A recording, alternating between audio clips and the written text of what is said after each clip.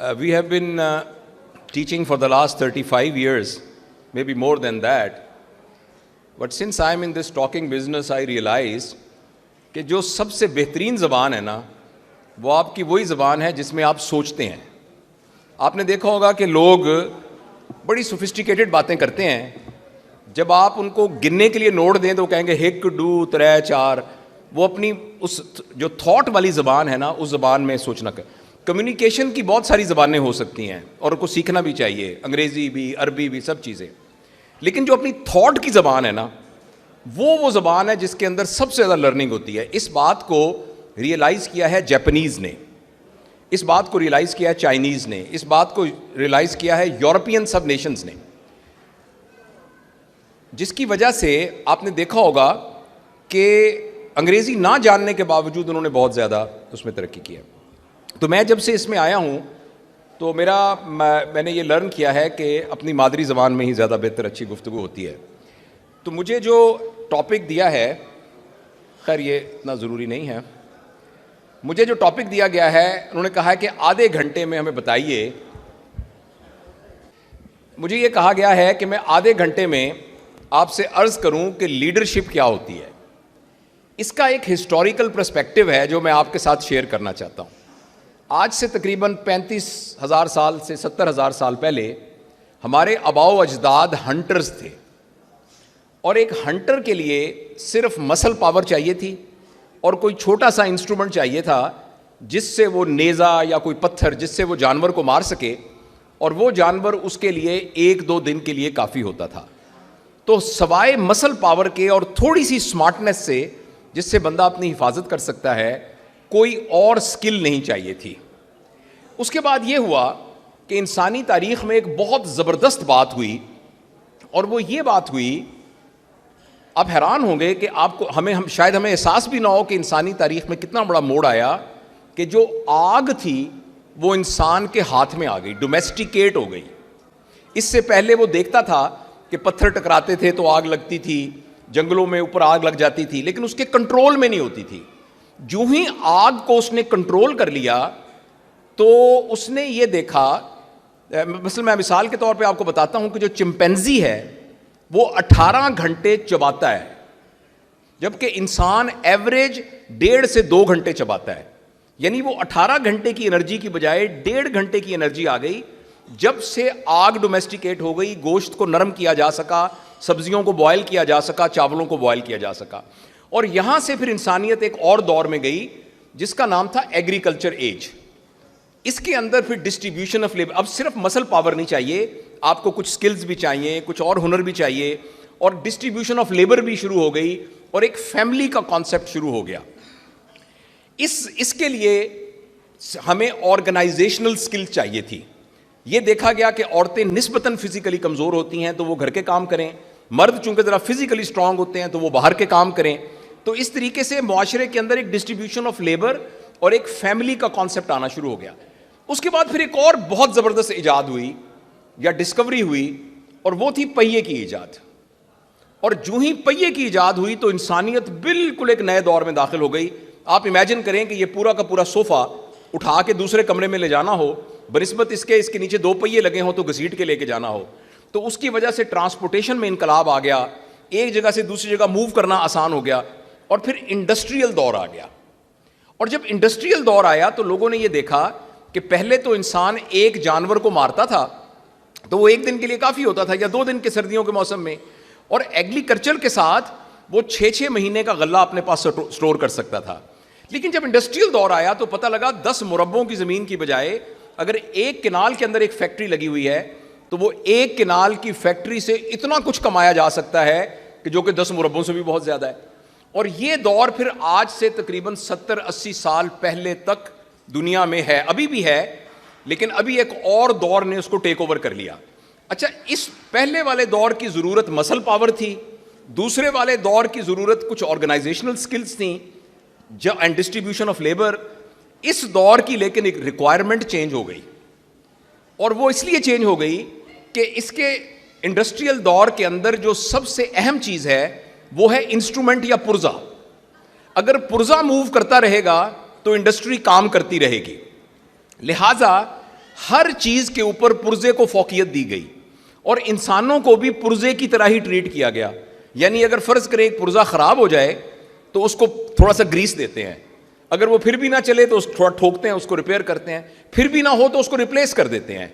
Exactly इसी तरीके से इंसानों को मैनेज किया जाने लगा कि इंसान अगर सही काम कर रहा है तो उसको थपकी दें, सही काम नहीं कर रहा तो उसको डांटें, उसकी तनख्वाह काट लें, उसको कोई सजा दें, उसको नाइट ड्यूटी पे लगा दें।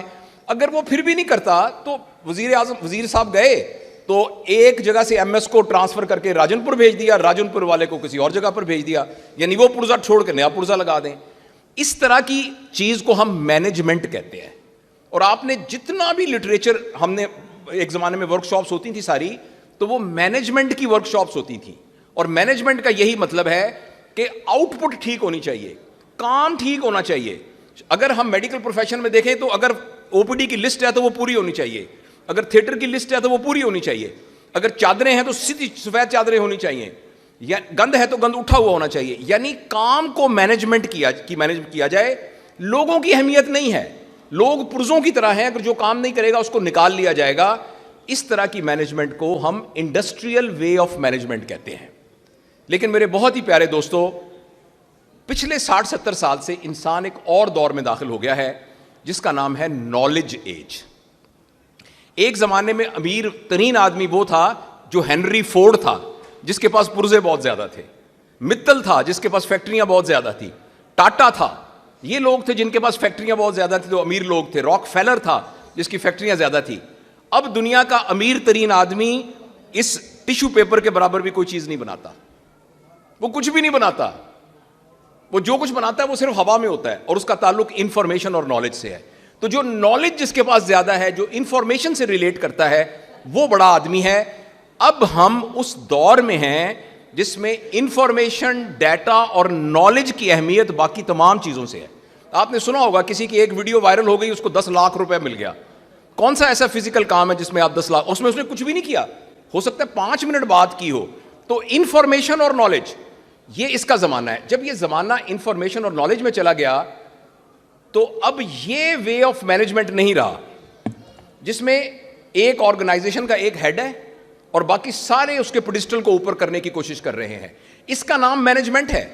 और अनफॉर्चुनेटली हमारे यहां अभी तक इदारे इसी तरह से चल रहे हैं कि एक पेडिस्टल पर बैठा हुआ है और सारे उसके पेडिस्टल को ऊपर करने की कोशिश कर रहे हैं। लेकिन अब जो है कॉन्सेप्ट ये है कि एक पेडिस्टल नहीं है, एक स्टेज है। उस स्टेज पर डिफरेंट कुर्सियां लगी हुई हैं, कोई छोटी मूड़ा है, कोई फट्टी है, कोई बड़ी कुर्सी है, कोई बड़ा तख्त है। और हर शख्स किसी कुर्सी को ऊपर करने के लिए कोशिश नहीं कर रहा, बल्कि पूरी स्टेज को ऊपर करने की कोशिश कर रहा है। लिहाजा एक दफ्तर का चपड़ासी भी स्टेज को 1 मिलीमीटर ऊपर कर रहा है और उसका चीफ एग्जीक्यूटिव में भी 10 फुट ऊपर कर रहा है। लेकिन कोई भी जो कुछ कर रहा है उससे पूरी स्टेज ऊपर हो रही है। इस तरह की मैनेजमेंट का नाम लीडरशिप है। सॉरी, मैंने थोड़ा सा ज्यादा वक्त लिया, लेकिन यह समझाना बहुत जरूरी है कि जब इंसान हंटर एज में था उसको लीडरशिप की जरूरत नहीं थी, जब वो एग्रीकल्चर एज में था उसको लीडरशिप की जरूरत नहीं थी, जब वो इंडस्ट्रियल एज में था उसमें भी उसको लीडरशिप की जरूरत नहीं थी, मैनेजमेंट की जरूरत थी।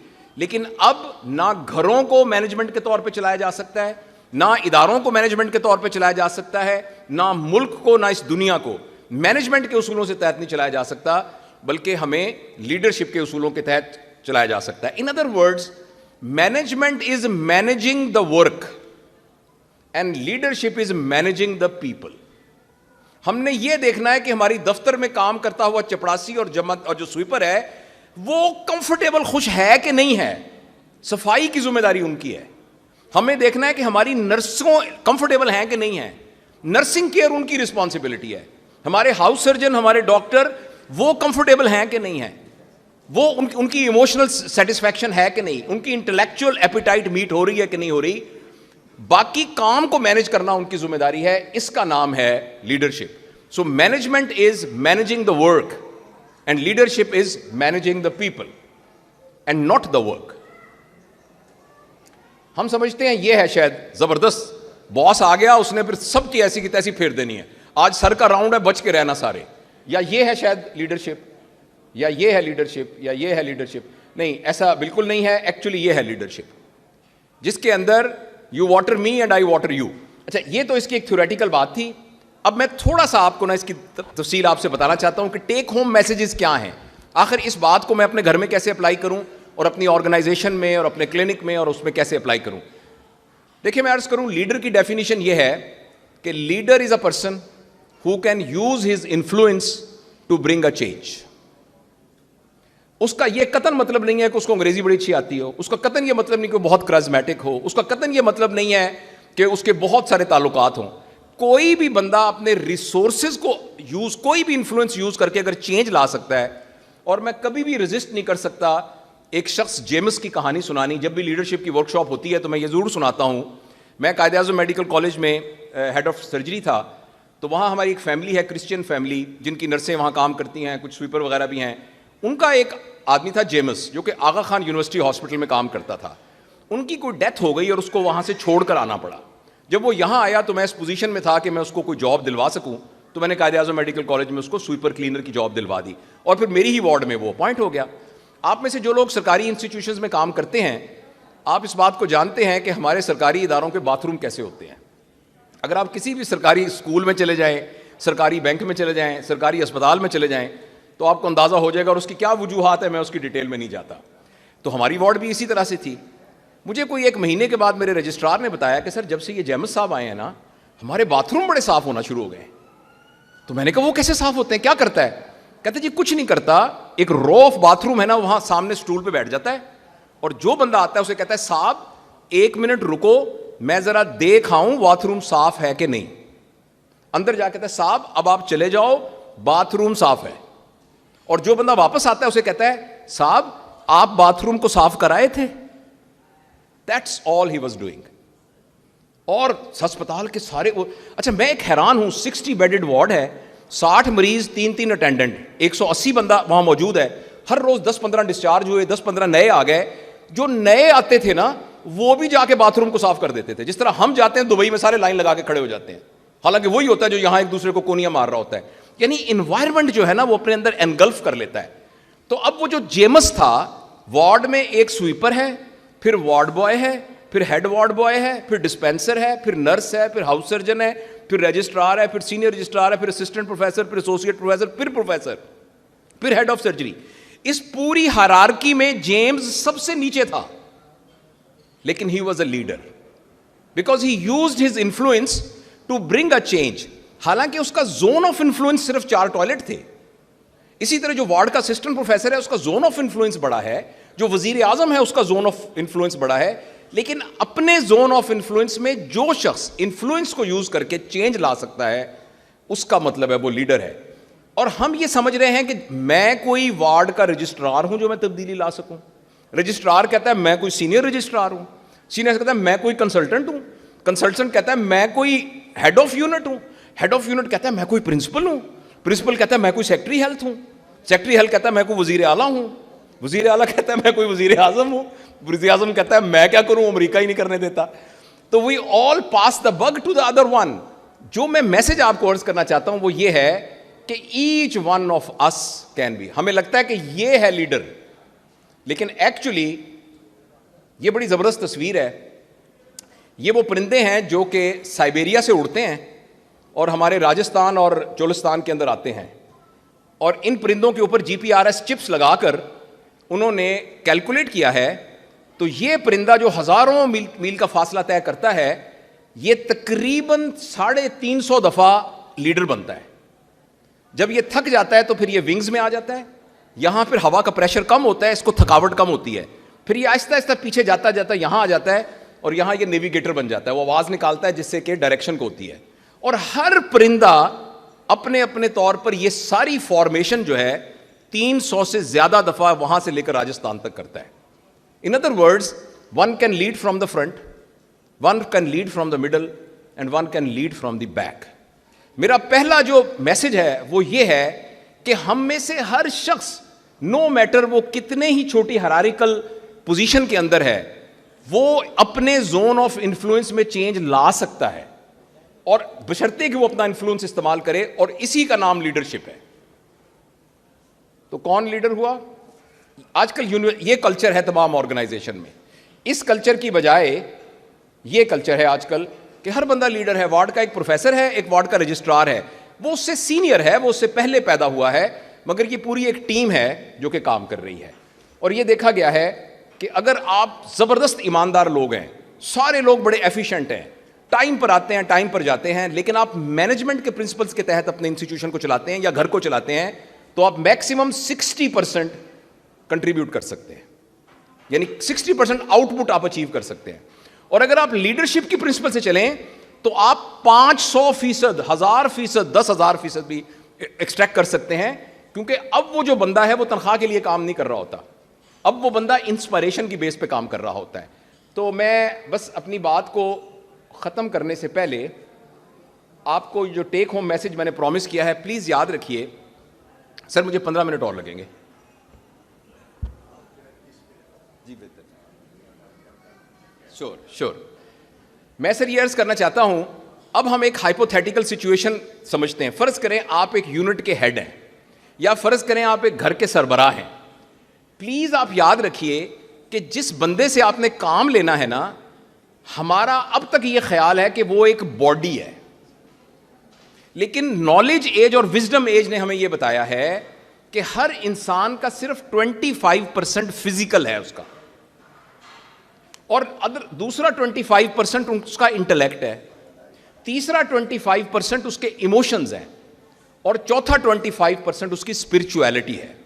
मैं अगले 15-20 मिनट में आपको यह अर्ज करने की कोशिश करूंगा कि कैसे हम एक शख्स के बॉडी की फिजिकल एबिलिटीज में से मैक्सिमम एक्सट्रैक्ट कर सकते हैं, अपनी भी और जो हमारे साथ काम करते हैं उनकी भी, और कैसे उनके माइंड से मैक्सिमम एक्सट्रैक्ट कर सकते हैं, और कैसे उनके हार्ट से, और कैसे उनके स्पिरिट से।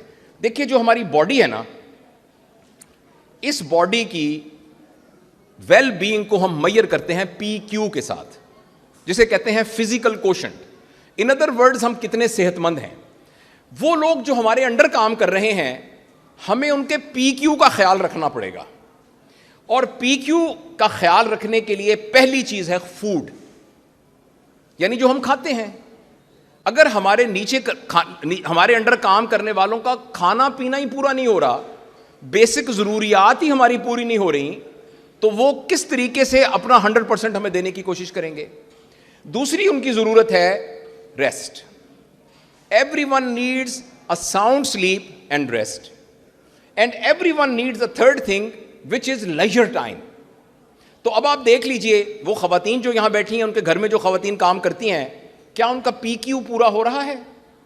आपके ख्याल में हमने भी ये जो हाई टी की थी, एक बंदे का कितना बिल बना होगा? कोई आइडिया दे सकता है? 500? सर बता रहे हैं 2000। यानी अगर 4 बंदे खाना खाएंगे और जब हम लंच या डिनर करेंगे PC में, तो कितना बनेगा? 3000 पर हेड। 3000। अब मैं आपसे नहीं पूछता कि आपके घर में जो मुलाजमा काम कर रही है उसकी तनख्वाह कितनी है। हमारे एक दोस्त हैं, वो हमेशा देगें चढ़ाते हैं और बहुत ज्यादा खर्चा इस तरह का करते हैं, लेकिन मुलाजम उनके पास 8000 रुपए से कोई ज्यादा का नहीं है। वो कहते हैं अगर ये गरीबों को ज्यादा पैसे दें तो इनका दिमाग खराब हो जाता है। तो बाकी इनको कपड़े तो ले देता हूं ना, छुट्टी, इनके बच्चों को किताबें भी ले देता हूं, तो ज्यादा पैसे दूंगा तो इनका दिमाग। अब हम वो हैं जो 2000 की चाय पी के आए हैं, और अभी रात को हम 4000 रुपए का पर हेड खाना खाएंगे। क्या हमारे घर में काम करने वालों का PQ पूरा हो रहा है? अगर हमारे घर के अंदर जो पाकिस्तान की मिनिमम पे है वो 25,000 गवर्नमेंट ने मुकर्रर की है, मैं आपसे नहीं पूछता आपकी आया की कितनी तनख्वाह है, मैं नहीं पूछता आपके ड्राइवर की कितनी तनख्वाह है, मैं नहीं पूछता आपके घर में जो झाड़ू देती है उसकी कितनी तनख्वाह है। उसूली तौर पर मिनिमम 25,000 होनी चाहिए, क्योंकि उसकी 25,000 होगी तो उसका PQ पूरा होगा। अगर उसका फिजिकल कोशेंट ही पूरा नहीं होगा तो उसके अंदर से मैक्सिमम एक्सट्रैक्ट हम क्या कर सकते हैं? कुछ भी नहीं। उसकी नींद पूरी होती है कि नहीं पूरी होती? उसको टाइम के ऊपर छुट्टी मिलती है कि नहीं मिलती? हम कितनी दफा हॉलिडे पे जाते हैं, हमारा हाउस सर्जन को हॉलिडेज मिलती हैं कि नहीं मिलती? हमारे घर में काम करने वाले जमादार को कभी हॉलिडे मिली है कि नहीं मिली? कभी वो बच्चों को लेकर 2 दिन के लिए किसी और जगह गया है कि नहीं गया? तो ये एक बेसिक साइंस हमें यह बताती है कि जब तक इंसान की ये 3 बुनियादी जरूरतें पूरी नहीं होंगी तो उसका फिजिकल कोशेंट एड्रेस ही नहीं होगा, लिहाजा उसका वो जो पोटेंशियल है जिसके जरिए वो कंट्रीब्यूट कर सकता है वो नहीं कर सकेगा। लिहाजा हम में से जो शख्स एज अ लीडर अपने घर में, अपने इंस्टीट्यूशन में, अपने मुल्क में काम करना चाहता है, उसकी जिम्मेदारी है कि वो अपने नीचे काम करने वालों के फिजिकल क्वोशंट का ख्याल रखे। प्रोफेसर का दफ्तर देखें आप, मैं प्रोफेसर रहा हूं इतना अरसा, और उसी जगह पर आप देख लें नर्सों का बाथरूम कहां है। तो जब उनकी बेसिक फिजियोलॉजिकल जरूरतें नहीं पूरी होंगी तो हम कैसे एक्सपेक्ट कर सकेंगे। और यही हाल जो है हमारे अंडर काम करने वाले सब लोगों का है। अगर बिलफर्ज हमने अपने अंडर काम करने वालों की ये तमाम जरूरतें पूरी कर दी तो 25% उनका पोटेंशियल इंशाल्लाह निकलेगा, सिर्फ 25%, और वो भी अगर हमने आइडियल तरीके से की। इसके बाद दूसरा, हर शख्स का 25% उसका इंटेलेक्ट है। और जिस तरह फिजिकल क्वोशंट को हम PQ से मेजर करते हैं, इसको हम IQ से मेजर करते हैं। जैसे आप सारे लोग हाई IQ के लोग हैं, इसीलिए आप इस हॉल में बैठे हुए हैं।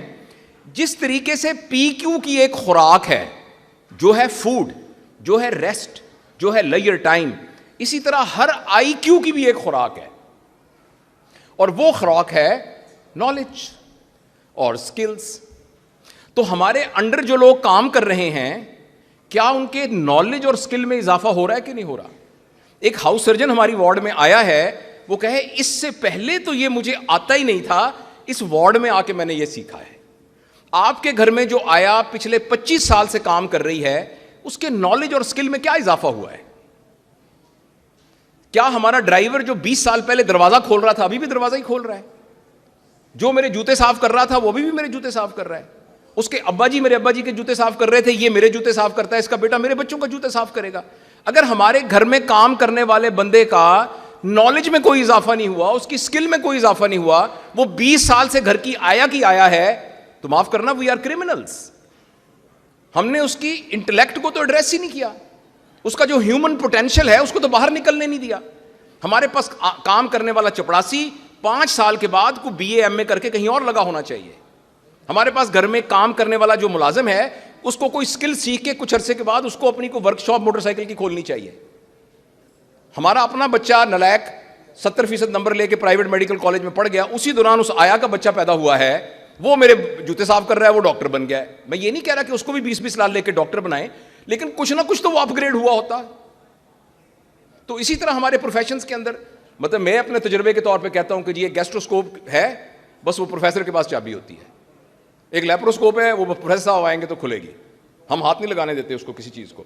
जब तक हम अपने नीचे काम करने वालों के नॉलेज में इजाफा नहीं करेंगे, चाहे वो घर का वर्कर है और चाहे वो हमारे अंडर काम करने वाला कोई भी शख्स है, जब तक उसका नॉलेज इंक्रीज नहीं होगा और उसकी स्किल इंक्रीज नहीं होगी, हम उसके दूसरे 25% को एक्सट्रैक्ट ही नहीं कर सकते, और वो वहीं का वहीं रहेगा, और हमारा अपना मयार भी वहीं का वहीं रहेगा। हम भी उसी लो स्टैंडर्ड के ऊपर अपनी जिंदगी गुजारेंगे। इसके अलावा हर इंसान का एक तीसरा एस्पेक्ट है जो उसकी इमोशनैलिटी है। और जिस तरीके से खुराक है PQ की, जो मैंने 3 चीजें बताई हैं, और IQ की ये खुराक है कि नॉलेज और स्किल इंक्रीज हो जो हमारे इर्द गिर्द काम कर रहे हैं, इसी तरह हमारे साथ काम करने वालों की एक तीसरी रिक्वायरमेंट है, वो उनके इमोशंस हैं, और वो उसको हम EQ कहते हैं, इमोशनल क्वोशंट। और उसकी खुराक है एप्रिसिएशन। शाबाश दानिश, ये तुम्हारी वजह से हुआ, खालिद ये तुम्हारी वजह से हुआ, मैं वार्ड में कुछ भी नहीं हूं, ये मेरे हाउस सर्जन रजिस्ट्रार हैं जिनकी वजह से ये सब कुछ हुआ। Everyone needs appreciation. ये जो अम्मा, मैं बार बार मिसाल ये दे रहा हूं, अम्मा जो घर में काम करती है, आपकी वजह से सारे मेरे मेहमानों को खाना मिलता है, ये आपकी वजह से हो रहा है। मेरे घर के अंदर जो सफाई है, ये मेरी घर में जो मुलाजिम काम करते हैं इनकी वजह, मैं इनकी बहुत शुक्रगुजार हूं। And gratitude, thank you very much. आप रोज हमें चाय पिलाते हो, आज बैठो सोफे के ऊपर, मैं तुम्हारे लिए चाय बना के लाता हूं। ठहरो, आज तुम जूता मत उठाओ, मैं अपना जूता खुद पॉलिश करूंगा, तुम हमेशा मेरा जूता पॉलिश करते हो, थैंक यू वेरी मच, बहुत बहुत शुक्रिया। Gratitude, everyone needs gratitude, and obviously rewards, awards and rewards, and above all unconditional love. जब तक अनकंडीशनल लव नहीं होता तो लोगों का पूरा पोटेंशियल बाहर नहीं आता। आपका जो मुलाजिम आपका कहता है मैं मर जाऊंगा, मैं छोड़ के नहीं जाऊंगा, मैं कैसे छोड़ सकता हूं आपको, आप मेरे माई बाप हैं, you are everything for me, अब वो तनख्वाह के लिए काम नहीं कर रहा। जब तक अनकंडीशनल लव नहीं होगा तो एक्चुअली लीडरशिप एग्जीक्यूट नहीं हो सकती। तो ये तीसरी रिक्वायरमेंट है। अगर हम PQ को जैसे मैंने अर्ज किया वैसे एड्रेस करें, IQ को वैसे एड्रेस करें जैसे मैंने आपसे अर्ज किया, और EQ को जैसे मैंने कहा वैसे एड्रेस करें तो हम 75%, 75% लोगों के पोटेंशियल को प्रैक्टिकल ला सकते हैं। अच्छा, ये तीनों की तीनों चीजें जानवरों और इंसानों में किसी हद तक मुश्तरक है। PQ तो दोनों में एक जैसी ही है। IQ और EQ इंसानों में जानवरों की निस्बत बहुत ज्यादा है, क्योंकि जानवरों का IQ और EQ सिर्फ सर्वाइवल के लिए है। लेकिन जो मैं चौथी चीज आपसे अर्ज करना चाहता हूं, जो इंसान का चौथा एस्पेक्ट है, उसको हम SQ कहते हैं, जिसका मतलब है स्पिरिचुअल कोशेंट। और ये कोई रिलीजियस टर्मिनोलॉजी नहीं है। स्पिरिचुअल कोशेंट से मतलब यह है कि इंसानों के अंदर एक और चीज मौजूद है जो वो जानवरों में नहीं है। वो है क्या सही है क्या गलत है। मैंने दुकान खोली है, दो बंदों ने दुकान खोली है, इसने किस नीयत से खोली है, इसने किस नीयत से खोली है। दो आदमी डॉक्टर बने हैं, ये किस लिए डॉक्टर बना है, ये किस लिए डॉक्टर बना है। इसको इसकी बेस पर डिटरमिन होता है SQ। लिहाजा सही क्या है, गलत क्या है, ये क्यों खड़ा है पानी के अंदर, ये पानी में से क्यों उस बच्चे को निकाल रहा है, ये क्यों उसकी मदद कर रहा है। यानी इंसानों के अंदर ये एक सिफ्त मौजूद है। इस सिफ्त का नाम स्पिरिचुअल कोशेंट है। मैं इसको समझाने के लिए एक एग्जाम्पल आपसे देना चाहता हूं। राजनपुर के एक गांव में एक बच्चा रहता था।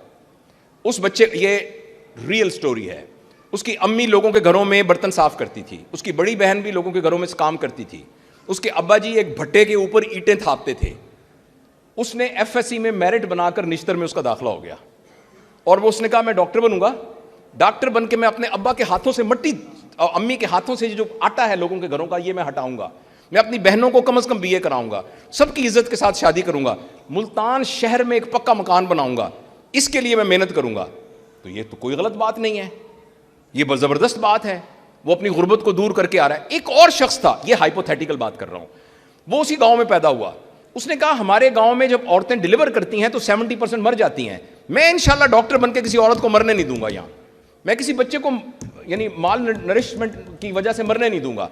अब दोनों ईमानदारी से एक ही काम कर रहे हैं, सब कुछ एक ही तरह से कर रहे हैं, लेकिन दोनों के स्पिरिचुअल कोशेंट में फर्क है।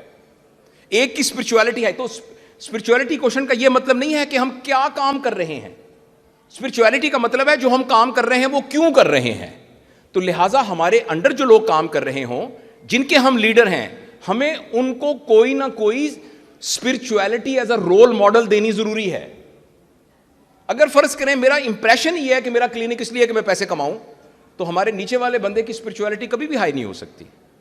अगर मेरे घर के अंदर ही मेरा ये है कि मैंने एक खास किस्म का स्टैंडर्ड ऑफ लाइफ अचीव करना है, तो मेरे बच्चों के अंदर, उन सब के अंदर किसी किस्म की स्पिरिचुअलिटी पैदा नहीं होगी। लिहाजा मैं ये अर्ज करना चाहता हूं कि आज की सारी बात का जो मैसेज है टेक होम, वो ये है कि इंसानों की जिंदगी के 4 एस्पेक्ट हैं। इन चारों एस्पेक्ट्स को एड्रेस करना जरूरी है।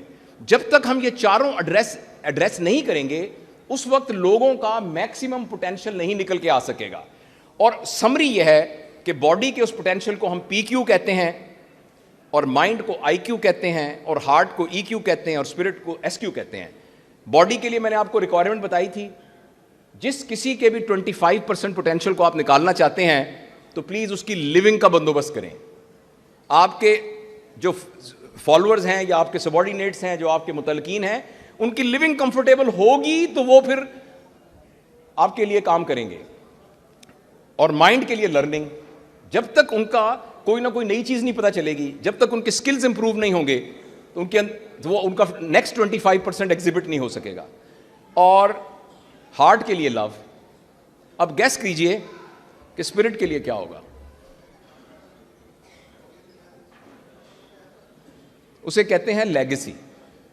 हम सब की जिंदगी इस तरह की होनी चाहिए कि जब मैं इस कमरे को छोड़ के जाऊं तो मैं किस नाम से याद किया जाऊंगा, जब मैं इस शहर को छोड़ के जाऊं तो मैं किस नाम से याद किया जाऊंगा, जब मैं इस दुनिया को छोड़ के जाऊं तो लोग मुझे किस नाम से याद करेंगे। इसका नाम लेगेसी है।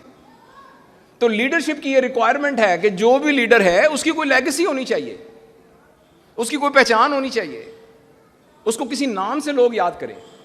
और उसके लिए यार्ड स्टिक यह है कि हर वो चीज़ जो पैसे से खरीदी जा सकती है या जिसको हमसे कोई छीन सकता है, वो कभी भी हमारी लेगेसी क्रिएट नहीं करती। लेगेसी सिर्फ वो चीज़ क्रिएट करती है जिसको पैसे से खरीदा नहीं जा सकता और जिसको कोई छीना नहीं जा सकता। लिहाजा ये चारों काम करेंगे तो फिर हम एज अ लीडर अपने आप को एग्जिबिट कर सकेंगे। तो समरी ये है मेरे बहुत ही प्यारे दोस्तों कि ये नहीं है लीडरशिप जो एक ज़माने में समझी जाती थी, बल्कि ये लीडरशिप है। और इस सारे का ताल्लुक जो है वो रिलेशनशिप से है। सुन तो सही जहां में है तेरा फसाना क्या, कहती है तुझको खल्के खुदा गायबाना क्या। Thank you.